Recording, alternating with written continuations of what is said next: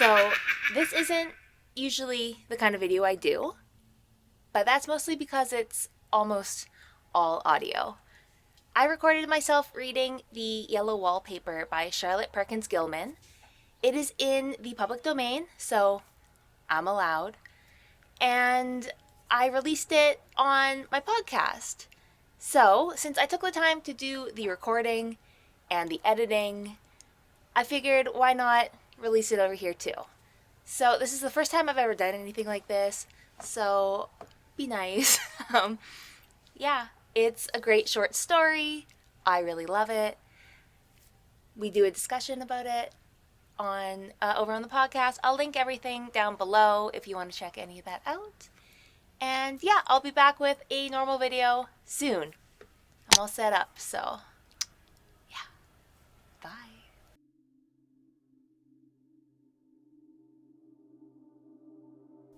The Yellow Wallpaper by Charlotte Perkins Gilman. It is very seldom that mere ordinary people like John and myself secure ancestral halls for the summer. A colonial mansion, a hereditary estate, I would say a haunted house, and reach the height of romantic felicity, but that would be asking too much of fate. Still, I will proudly declare that there is something queer about it. Else, why should it be let so cheaply? And why have stood so long untenanted? John laughs at me, of course, but one expects that in marriage. John is practical in the extreme. He has no patience with faith, an intense horror of superstition, and he scoffs openly at any talk of things not to be felt and seen and put down in figures. John is a physician, and perhaps, I would not say it to a living soul, of course, but this is dead paper, and a great relief to my mind. Perhaps that is one reason I do not get well faster. You see, he does not believe I am sick. And what can one do? If a physician of high standing and one's own husband assures friends and relatives that there is really nothing the matter with one but temporary nervous depression, a slight hysterical tendency, what is one to do? My brother is also a physician, and also of high standing, and he says the same thing. So I take phosphates, or phosphites, whichever it is, and tonics, and journeys, and air, and exercise, and am absolutely forbidden to work until I am well again. Personally, I disagree with their ideas. Personally, I believe that congenial work, with excitement and change, would do me good. But what is one to do? I did write for a while, in spite of them, but it does exhaust me a good deal, having to be so sly about it, or else meet with heavy opposition. I sometimes fancy that in my condition, if I had less opposition and more society and stimulus, but John says the very worst thing I can do is to think about my condition, and I confess it always makes me feel bad.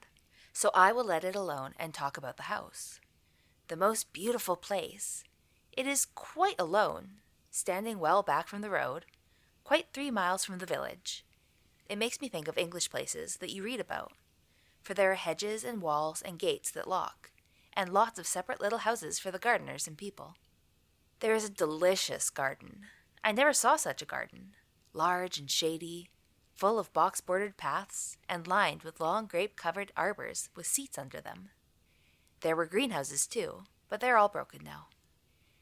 There was some legal trouble, I believe. Something about the heirs and co-heirs. Anyhow, the place has been empty for years. That spoils my ghostliness, I'm afraid. But I don't care.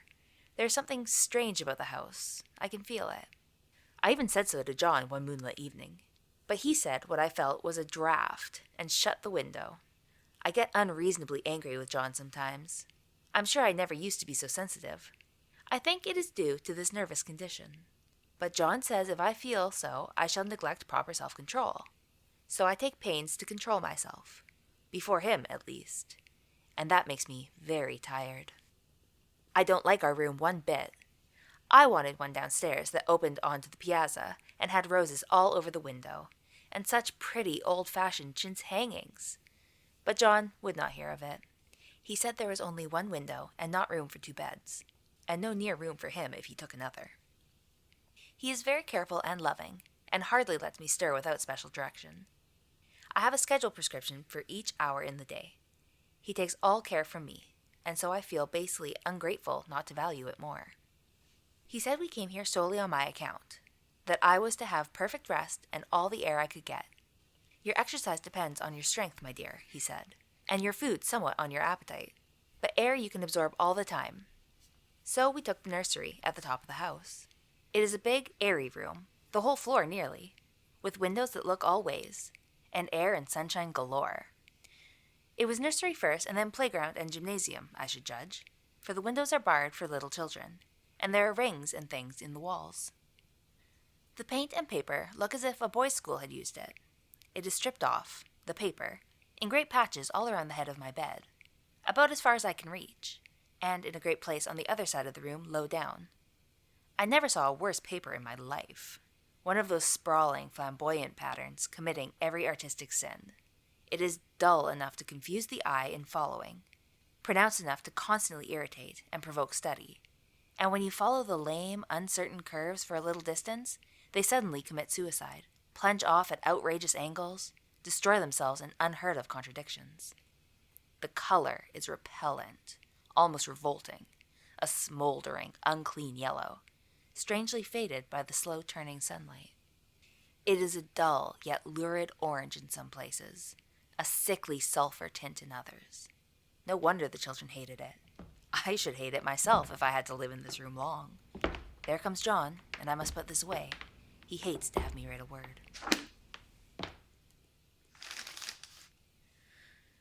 We have been here 2 weeks, and I haven't felt like writing before, since that first day. I am sitting by the window now, up in this atrocious nursery, and there is nothing to hinder my writing as much as I please, save lack of strength. John is away all day, and even some nights when his cases are serious. I am glad my case is not serious, but these nervous troubles are dreadfully depressing. John does not know how much I really suffer. He knows there's no reason to suffer, and that satisfies him. Of course, it is only nervousness. It does weigh on me so not to do my duty in any way. I meant to be such a help to John, such a real rest and comfort, and here I am a comparative burden already. Nobody will believe what an effort it is to do what little I am able, to dress and entertain and order things. It is fortunate Mary is so good with the baby, such a dear baby. And yet I cannot be with him. It makes me so nervous. I suppose John never was nervous in his life. He laughs at me so about this wallpaper. At first, he meant to repaper the room, but afterwards he said I was letting it get the better of me, and that nothing was worse for a nervous patient than to give way to such fancies. He said that after the wallpaper was changed, it would be the heavy bedstead, and then the barred windows, and then that gate at the head of the stairs, and so on. You know the place is doing you good, he said, and really, dear, I don't care to renovate the house just for a 3 months' rental. Then do let us go downstairs, I said. There are such pretty rooms there. Then he took me in his arms and called me a blessed little goose, and said he would go down cellar if I wished, and have it whitewashed into the bargain. But he is right enough about the beds and windows and things. It is as airy and comfortable a room as anyone need wish, and, of course, I would not be so silly as to make him uncomfortable just for a whim. I'm really getting quite fond of the big room. All but that horrid paper. Out of one window I can see the garden, those mysterious deep-shaded arbors, the riotous old-fashioned flowers, and bushes and gnarly trees. Out of another I get a lovely view of the bay and a little private wharf belonging to the estate. There is a beautiful shaded lane that runs down there from the house. I always fancy I see people walking in these numerous paths and arbors, but John has cautioned me not to give way to fancy in the least. He says that with my imaginative power and habit of story-making, a nervous weakness like mine is sure to lead to all manner of excited fancies, and that I ought to make use my will and good sense to check the tendency. So I try. I think sometimes that if I were only well enough to write a little, it would relieve the press of ideas and rest me, but I find I get pretty tired when I try. It is so discouraging not to have any advice and companionship about my work. When I get really well, John says we will ask Cousin Henry and Julia down for a long visit, but he says he would as soon put fireworks in my pillowcase as to let me have those stimulating people about now. I wish I could get well faster. But I must not think about that. This paper looks to me as if it knew what a vicious influence it had. There is a recurrent spot where the pattern lolls like a broken neck, and two bulbous eyes stare at you upside down. I get positively angry with the impertinence of it and the everlastingness. Up and down and sideways they crawl, and those absurd, unblinking eyes are everywhere. There's one place where two breadths didn't match, and the eyes go all up and down the line, one a little higher than the other. I never saw so much expression in an inanimate thing before, and we all know how much expression they have. I used to lie awake as a child and get more entertainment and terror out of blank walls and plain furniture than most children could find in any toy store. I remember what a kindly wink the knobs of our big old bureau used to have, and there was one chair that always seemed like a strong friend. I used to feel that if any other things looked too fierce, I could always hop into that chair and be safe. The furniture in this room is no worse than inharmonious, however, for we had to bring it all from downstairs. I suppose when this was used as a playroom, they had to take the nursery things out. And no wonder. I never saw such ravages as the children have made here. The wallpaper, as I said before, is torn off in spots, and it sticketh closer than a brother. They must have had perseverance as well as hatred. Then the floor is scratched and gouged and splintered. The plaster itself is dug out here and there, and this great heavy bed, which is all we found in the room, looks as if it has been through the wars. But I don't mind it a bit. Only the paper. There comes John's sister, such a dear girl as she is, and so careful of me. I must not let her find me writing. She is a perfect and enthusiastic housekeeper, and hopes for no better profession. I verily believe she thinks it is the writing which made me sick. But I can write when she is out, and see her a long way off from these windows. There is one that commands the road, a lovely, shaded, winding road, and one that just looks off over the country, a lovely country too, full of great elms and velvet meadows. This wallpaper has a kind of sub-pattern in a different shade, a particularly irritating one, for you can only see it in certain lights, and not clearly then. But in places where it isn't faded, and where the sun is just so, I can see a strange, provoking, formless sort of figure that seems to sulk about behind that silly and conspicuous front design. There's Sister on the stairs.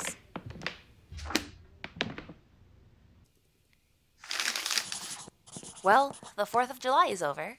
The people are gone and I am tired out.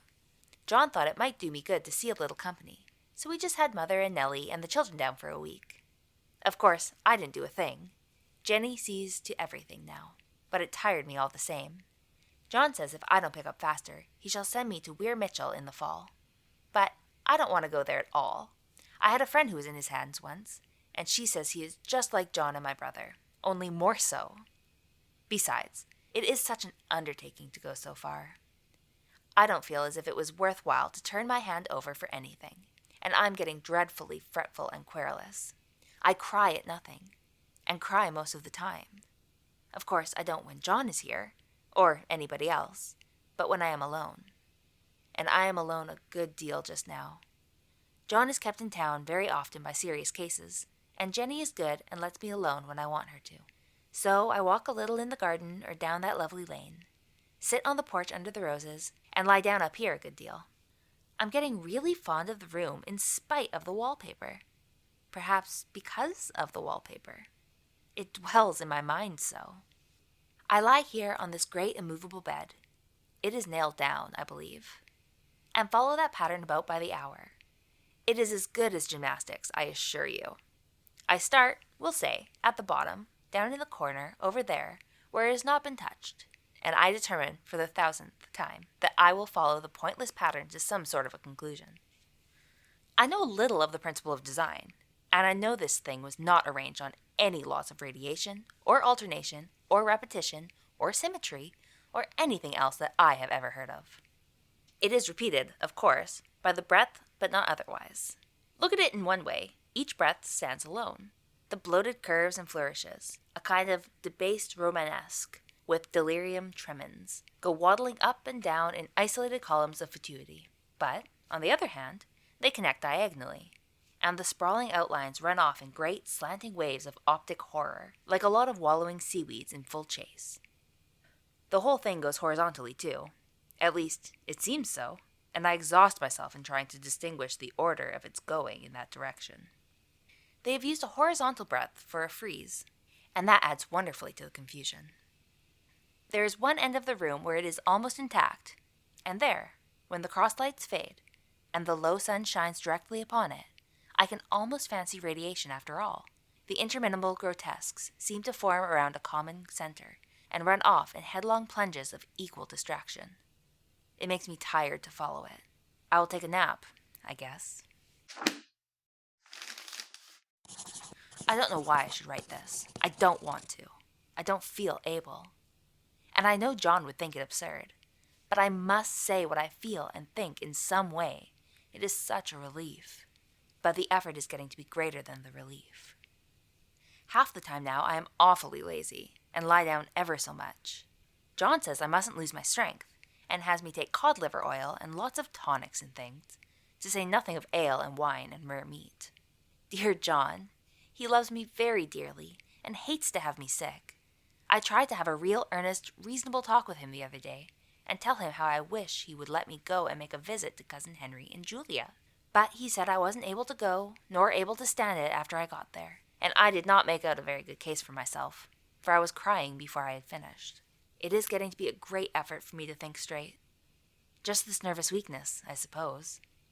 And dear John gathered me up in his arms and just carried me upstairs and laid me on the bed and sat by me and read to me till it tired my head.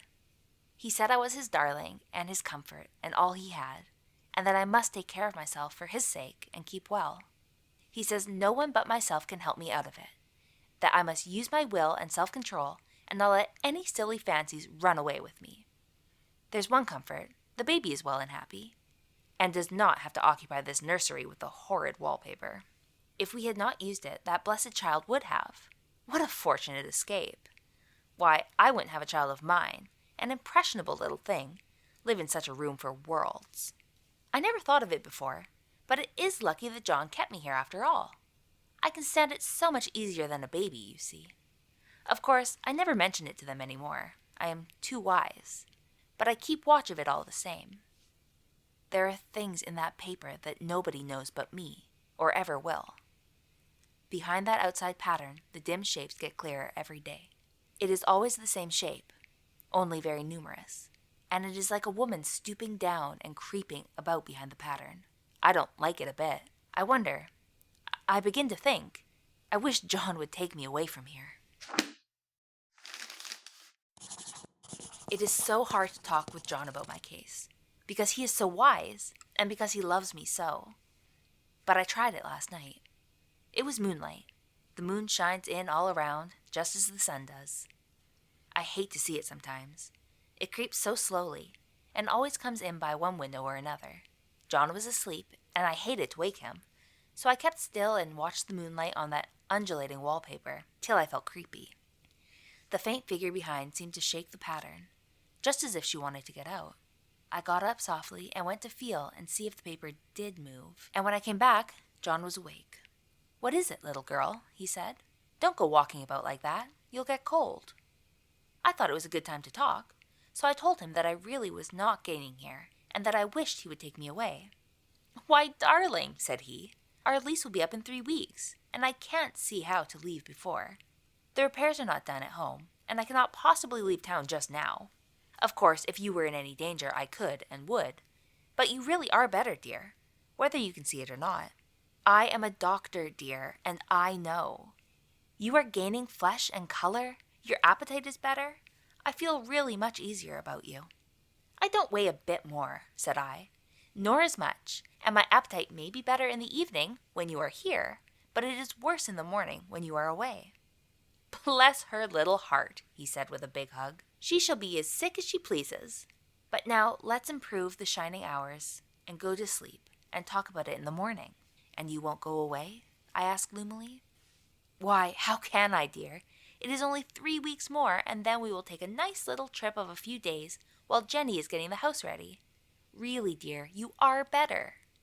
"Better in body, perhaps," I began, and stopped short, for he sat up straight and looked at me with such a stern, reproachful look that I could not say another word. "My darling," he said, "I beg of you, for my sake and for our child's sake, as well as for your own, that you will never for one instant let that idea enter your mind. There is nothing so dangerous, so fascinating, to a temperament like yours. It is a false and foolish fancy. Can you not trust me as a physician when I tell you so?" So, of course, I said no more on that score, and we went to sleep before long. He thought I was asleep first, but I wasn't. I lay there for hours, trying to decide whether that front pattern and the back pattern really did move together or separately. On a pattern like this, by daylight, there is a lack of sequence, a defiance of law, that is a constant irritant to a normal mind. The color is hideous enough, and unreliable enough, and infuriating enough, but the pattern is torturing. You think you have mastered it, but just as you get well underway in following, it turns a back somersault, and there you are. It slaps you in the face, knocks you down, and tramples upon you. It is like a bad dream. The outside pattern is a florid arabesque, reminding one of a fungus. If you can imagine a toadstool in joints, an interminable string of toadstools, budding and sprouting in endless convulsions, why, that is something like it. That is, sometimes. There is one marked peculiarity about this paper, a thing nobody seems to notice but myself, and that is that it changes as the light changes. When the sun shoots in through the east window, I always watch for that first long straight ray. It changes so quickly that I never can quite believe it. That is why I watch it always. By moonlight. The moon shines in all night when there is a moon. I wouldn't know it was the same paper. At night, in any kind of light, in twilight, candlelight, lamplight, the worst of all by moonlight, it becomes bars, the outside pattern I mean, and the woman behind it as plain as can be. I didn't realize for a long time what the thing was that showed behind, that dim sub-pattern, but now I am quite sure it is a woman. By daylight, she is subdued, quiet.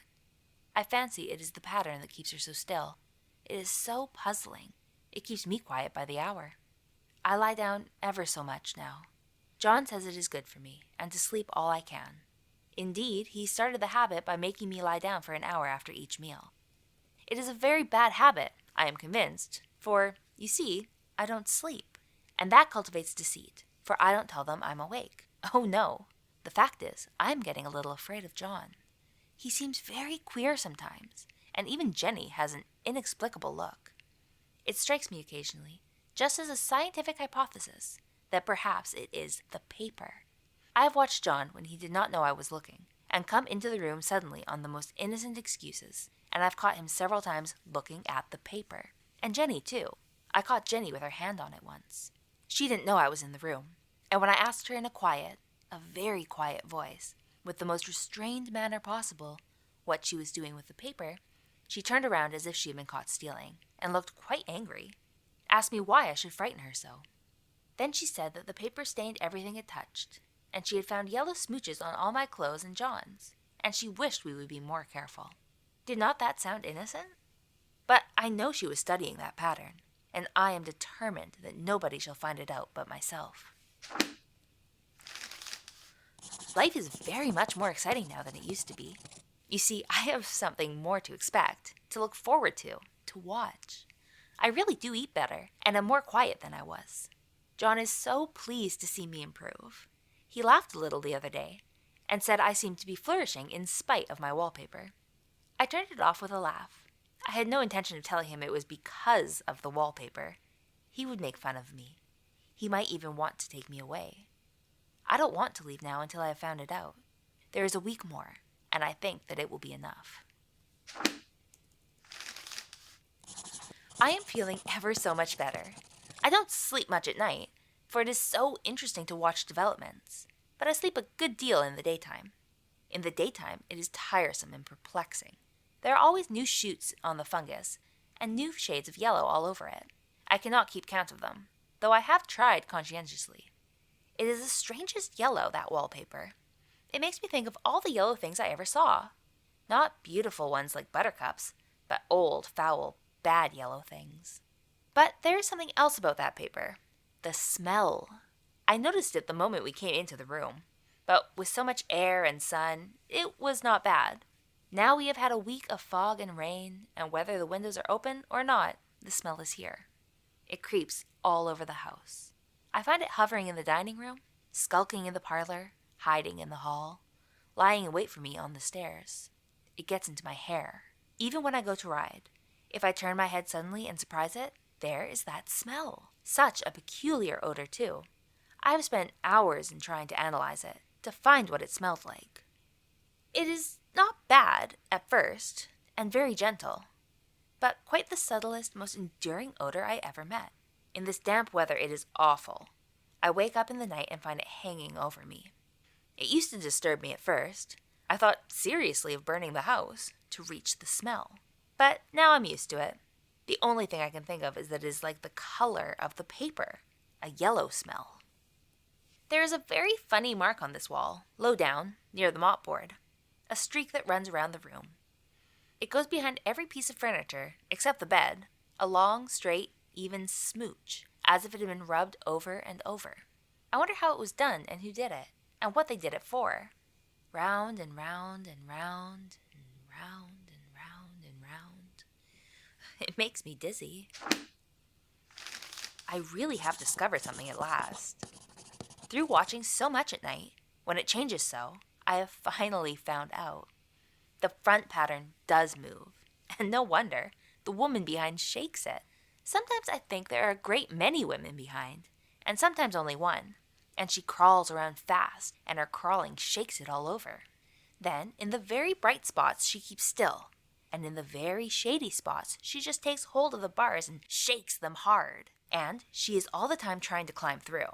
But nobody could climb through that pattern. It strangles so. I think that's why it has so many heads. They get through, and then the pattern strangles them off and turns them upside down and makes their eyes white. If those heads were covered or taken off, it would not be half so bad. I think that woman gets out in the daytime, and I'll tell you why, privately. I've seen her. I can see her out of every one of my windows. It is the same woman, I know, for she is always creeping, and most women do not creep by daylight. I see her on that long shaded lane, creeping up and down. I see her in those dark grape arbors, creeping all around the garden. I see her on that long road under the trees, creeping along. And when a carriage comes, she hides under the blackberry vines. I don't blame her a bit. It must be very humiliating to be caught creeping by daylight. I always lock the door when I creep by daylight. I can't do it at night, for I know John would suspect something at once. And John is so queer now, and I don't want to irritate him. I wish he would take another room. Besides, I don't want anybody to get that woman out at night but myself. I often wonder if I could see her out of all the windows at once. But, turn as fast as I can only see out of one at a time. And though I always see her, she may be able to creep faster than I can turn. I have watched her sometimes away off in the open country, creeping as fast as a cloud shadow in a high wind. If only that top pattern could be gotten off from the under one. I mean to try it, little by little. I have found out another funny thing, but I shan't tell it this time. It does not do to trust people too much. There are only 2 more days to get this paper off, and I believe John is beginning to notice. I don't like the look in his eyes. And I heard him ask Jenny a lot of professional questions about me. She had a very good report to give. She said I slept a good deal in the daytime. John knows I don't sleep very well at night, for all I'm so quiet. He asked me all sorts of questions, too, and pretended to be very loving and kind, as if I couldn't see through him. Still, I don't wonder he acts so, sleeping under this paper for 3 months. It only interests me, but I feel sure John and Jenny are secretly affected by it. Hurrah! This is the last day, but it is enough. John is to stay in town overnight and won't be out until this evening. Jenny wanted to sleep with me, the sly thing, but I told her I should undoubtedly rest better for a night all alone. That was clever, for really I wasn't alone a bit. As soon as it was moonlight and that poor thing began to crawl and shake the pattern, I got up and ran to help her. I pulled and she shook. I shook and she pulled. And before morning we had peeled off yards of that paper, a strip about as high as my head and half around the room. And then, when the sun came and that awful pattern began to laugh at me, I declared I would finish it today. We go away tomorrow, and they are moving all my furniture down again to leave things as they were before. Jenny looked at the wall in amazement, but I told her merrily that I did it out of pure spite at the vicious thing. She laughed and said she wouldn't mind doing it herself, but I must not get tired. How she betrayed herself that time. But I am here, and no person touches this paper but me, not alive. She tried to get me out of the room. It was too patent. But I said it was so quiet and empty and clean now that I believed I would lie down again and sleep all I could, and not to wake me even for dinner. I would call when I woke. So, now she's gone, and the servants are gone, and the things are gone, and there's nothing left but that great bedstead nailed down, with the canvas mattress we found on it. We shall sleep downstairs tonight, and take the boat home tomorrow. I quite enjoy the room, now that it's bare again. How those children did tear about here. The bedstead is fairly gnawed. But I must get to work. I have locked the door and thrown the key down into the front path. I don't want to go out, and I don't want to have anybody come in. Till John comes. I want to astonish him. I've got a rope up here that even Jenny did not find. If that woman does get out and tries to get away, I can tie her. But I forgot I could not reach far without anything to stand on. This bed will not move. I tried to lift and push it until I was lame, and then I got so angry I bit off a little piece at one corner, but it hurt my teeth. Then I peeled off all the paper I could reach, standing on the floor. It sticks horribly, and the pattern just enjoys it. All those strangled heads and bulbous eyes and waddling fungus growths just shriek with derision. I'm getting angry enough to do something desperate. To jump out of the window would be admirable exercise, but the bars are too strong even to try. Besides, I wouldn't do it. Of course not. I know well enough that a step like this is improper and might be misconstrued. I don't like to look out of the windows even. There are so many of those creeping women, and they creep so fast. I wonder if they all come out of that wallpaper, as I did. But I am securely fastened now by my well-hidden rope. You don't get me out in the road there. I suppose I shall have to get back behind the pattern when it comes night, and that is hard. It is so pleasant to be out in this great room and creep around as I please. I don't want to go outside. I won't, even if Jenny asks me to. For outside you have to creep on the ground, and everything is green instead of yellow. But here I can creep smoothly on the floor, and my shoulder just fits in that long smooch around the wall, so I cannot lose my way. Why, there's John at the door. It's no use, young man. You can't open it. How he does call and pound. Now he's crying for an axe. It would be a shame to break down that beautiful door. John, dear, said I in the gentlest voice, the key is down by the front steps, under a plantain leaf. That silenced him for a few moments. Then he said, very quietly indeed, open the door, my darling. I can't, said I. The key is down by the front door under a plantain leaf. And then I said it again, several times, very gently and slowly, and said it so often that he had to go and see. And he got it, of course, and came in. He stopped short by the door. What's the matter? He cried. For God's sake, what are you doing? I kept on creeping just the same, but I looked at him over my shoulder. I've got out at last, said I, in spite of you and Jane, and I've pulled off most of the paper, so you can't put me back. Now, why should that man have fainted? But he did, and right across my path by the wall, so that I had to creep over him every time.